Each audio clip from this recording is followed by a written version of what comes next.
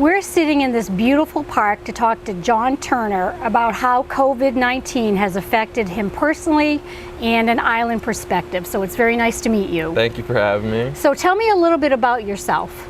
Yeah, so I'm 23 years old, born and raised out here on the island. Couldn't be, more fortunate. Such a great place, great community. A family owned a restaurant out here for over 20 years, and just, really it's just a special place. Mm-hmm. So now you don't live here full time, but you're here because of COVID-19, correct? Right, so temporarily, moved back in. It's, like I said, it's a great area. We're at least able to be outside and, take advantage of the boat. Obviously, a lot of things are shut down, but yeah, so I'm living in Sarasota, but for the time being, I've been down here in Boca Grande. So you are doing telecommuting or working through your computer now? Right, at so home? I set up an office in the old, Scarpa's up top, yeah.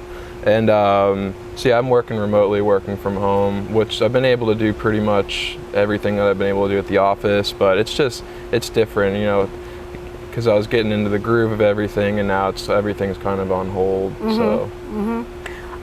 Do you know when you expect to go back to your regular work schedule? They have not set a date. I'm thinking it's going to be probably closer to mid-May, maybe even June, before they start bringing us back into the office. So how have you noticed things on the island at this time compared to what it's normally like here at this time? It feels like years ago in the summertime, we would play this game where we'd sit in the middle of the four-way intersection and see how long until a car came by till we had to move. It feels almost like that, because it's you come into town and what should be spring break, business is booming. It's like a ghost town. You almost have to like pinch yourself, because it doesn't seem real almost. So your family was down here for many years running PJ's restaurant, and do you keep in touch with a lot of people that still live on the island, and what have they told you about how the coronavirus has affected them? Of course, yeah. Obviously I'm down here now, and I've been coming back prior to this, coming back down on the weekends, so still trying to stay very involved in the community. And just from firsthand looking at it, I can tell a lot of the businesses, a lot of the restaurants are really struggling, and it's taken a toll. The Temptation, Kevin improvised doing his own grocery store out here, so people, we're getting by, but it's definitely taking a toll. Yeah, I think the businesses down here really had to adapt very quickly to a changing market and not having season like we normally have down here, and they really did have to do it very quickly to be sustainable and sustain some of their employees and sustain their business as well. Of course. So you have family down here, and you said you do have a grandmother. Yes, yeah. So my grandma's 88. She lives about, a mile and a half from our house. So she comes back and forth from Ohio. She lives there 6 months out of the year, but she's very fortunate that she's down here, but she's also very active and loving to go out with her friends and go out to restaurants, and that's why she's been she hasn't left her house in about a month, or at least. So I've been going over there. I come in through the back porch, and we sit about 15 feet across from each other, and we'll talk. So at least we're able to see her, but it's definitely different. We usually enjoy playing cards together. Haven't been able to do that, but yeah, she's staying positive, but she's about ready. She's at some point she's like, I'm just ready to go back out and forget about all this, but she's come this far. So. Right. So what would you like to see happen once they take some of the restrictions off? How do you have a feeling of how Boca Grande is going to reopen? I think it's going to be slow, even though they lift some of those restrictions, especially with the age group out here. I think people are still going to be very cautious. I think it's going to be a while until people actually feel really confident about going out into large crowds again. But then on the other hand, I think once the restrictions are lifted, people some people are going to be ready to go back out, because it's been pretty long already. It's been very long, and I foresee that when season comes next year, that it's really going to open in a big way, because people probably, in my opinion, may be ready to come down a little earlier because they miss so much of season now. I agree. And a lot of people are hurting, but the people that have been able, to sustain and keep their jobs through this, I think they're going to want to, because like you said, they missed out, so they're going to want to travel, they're going to want to go out and spend money again and go out to eat. So I totally agree with that. I think next season is going to be big. So you're a youngster in my estimation, 23. So I would like to know, what do you think people are going to learn from the coronavirus and having to self-isolate and change pretty much our normal way of living? Right. I think it was very eye-opening to people. I think it was a big wake-up call to just kind of how vulnerable we are to these types of diseases, and just how vulnerable, like keep bringing it back to small businesses, but a lot of them are probably going to not be able to reopen. So maybe thinking more about how to be able to sustain long term if something like this were to happen again. But I think it was just a big kind of eye-opening reality check. I would like to think that people are going to learn about what's important in their life, and that life is short, and we really do have to protect the most vulnerable at every stage of life. Right. Whether it's in good times and bad times, in a time like coronavirus, we have to really take care of the least of these, as they say in the Bible, and that's really important. And I really hope that that's what people get out of this, is being kinder to other people and realizing that the grocery store clerk is very important in your life. When you can't go, that grocery store clerk is very, very important. Right. And supporting the businesses here on Boca Grande, I think, is going to take on a new meaning for people. Of course, when season comes. So, have any final words you'd like to offer Boca Grande? Well, just we'll get through this like we always do, and be safe and be well, and we'll come out on the other side like we always do. So, John, thank you so much for taking time to speak with us. Thank you for having me. Thank you. So tell me what's been going on with your business for the Loose Caboose. As far as staffing goes, most of our employees have elected to self-quarantine at home. As you know, a lot of ours are, because of their age bracket, they're higher risk. And if anybody had a regular full-time job as well and they were just working weekends, they're letting the hours go to the ones that have no other income and that are trying to stay employed at this time. So we are running them on minimum staff, but it is so slow that that's not a problem, unfortunately. Right. I mean, I haven't even had to make ice cream in probably 3 weeks just to keep everything stored up. Our menu, we've been trying to keep our regular menu going, but as we're running out of products, we're not making more, ordering more of those things in, like our crab cakes we're out of now, things like that. So we will be going to a more minimal menu. Right now we have one person for the front and 2 people in the kitchen.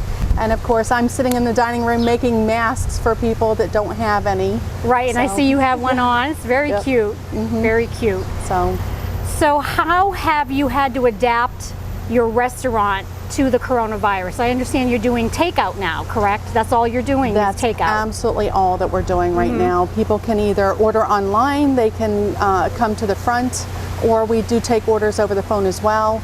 If people are not able to come pick things up, we have been able to do delivery when we have somebody on that can do that. And you're just doing on-island delivery? Yes. Correct. Yes, absolutely. And then we are offering items, if somebody doesn't want to go out to the store and they want to order produce or milk, different types of meats, they can call us and we'll order that for them as well and let them know when it's in, as well as toilet paper, paper towels, things like that. Well, that's great that you can offer that to people. Now, can they find that on your website if they need to order those type of things, or just word of mouth that they can do that? I posted it on our Facebook page. That's a lot easier for me to update, so I did put it on the Facebook page, and that's, word of mouth is always a great way for people to find out too. Right, absolutely. So how is your takeout business doing since you've had to go to takeout? Every day it gets slower. You know, our goal right now is to just make enough money to keep payroll going and make the cost of food expenses. So it's definitely, it's extremely stressful right now, and sewing is helping. Right. I still feel like I'm doing something for the community and helping out. Right. So if I have to be here, I want to be productive and do something. Right. So have you found that the local community and the residents have really been supporting your business during the coronavirus? I think that they are trying. I know that a lot of the older people are understandably afraid to go out and interact at all. All of my staff that deal with customers, they're wearing their masks. You know, we've got our hand sanitizer out front. We're offering people the option of just giving their credit card information over the phone, so they don't have to sign or do anything that way. So it's still a learning process in some ways, you know, as the restrictions, trying to keep up on all the changes is hard. Right. So there's a lot of adjustments, and we're still learning. And yes, I think they are definitely trying to be here for us. Right. They said they can't wait for us to reopen. We're hoping we're going to be able to do that in a month or so, maybe. Right. I'm praying to God. So. Right. So how has the coronavirus and the shutdown affected you personally? Well, that's never a good thing to bring up, because it's, you know, my paycheck is usually what covers my rescue, and it's very stressful because I have all the animals to take care of. So not knowing if I'm going to have a paycheck I'm sure is very difficult. Yeah, it's very, very difficult. I don't have volunteers right now because everybody wants to self-isolate, which I understand. I absolutely want everybody to be safe. And I'm not the only rescue going through this. All the rescues are. I took in 4 barn kitties from Animal Welfare League because they were closing down their shelter. So they're adjusting at home right now. That's 4 more mouths to feed, but they'll, I've got the acreage for them. When they adjust, they'll be happy, and but it is really stressful right now. So I'm just, I keep trying to have faith that everything's going to be okay. But we try to be here for the community. And I know they try to be here for us, and I'm just hoping that we can all help each other out and get through this, and that it may be a different future, but a good one. A good future. That something good will come on the other side of this, and perhaps Boca Grande, this is a transition time of such an unknown for so many businesses here, that perhaps. And there's no end in sight. There is no end in sight, right. There is no end in sight right now. But we know that there's going to be an ending to this, or a transition which will be slow for businesses to open. But I'm hoping in Boca Grande to see, when businesses are able to open, that we have a huge celebration of, we're still here. We're still here, and I think that that's going to be really something to look forward to, where people will be able to go out to dinner and walk downtown and go out to lunch and go shopping and talk to each other, and hug your neighbor, and do all those things, and we're just not able to do those things. So I like to foresee that is going to be something to look forward to, and perhaps having the hope to look forward to that time coming is something we can all hold on to. For you, for your business, for your rescue, for the other businesses on the island, I know it's been very, very tough for a lot of people. And sometimes it's hard to look at someone else's hardship because you're dealing with your own. And I know that you probably feel that way, that you're going through something, but there are other people going through other things. But when it's yours, it's yours. Well, I mean, I talk to a lot of friends, right? And we all have our own days where it's our turn to crack. you know what I mean? Yes, So yes. you have to release some of the stress, and then you're good for a few days, you know? Right. This is definitely a learning process we did not want to be in, and no one wanted to be in. But Blanche, thank you so much for taking the time to talk about the Loose Caboose and your rescue, and we look forward to you opening again and having that beautiful outside seating that we all love to come to. Thank you. Right, thank you.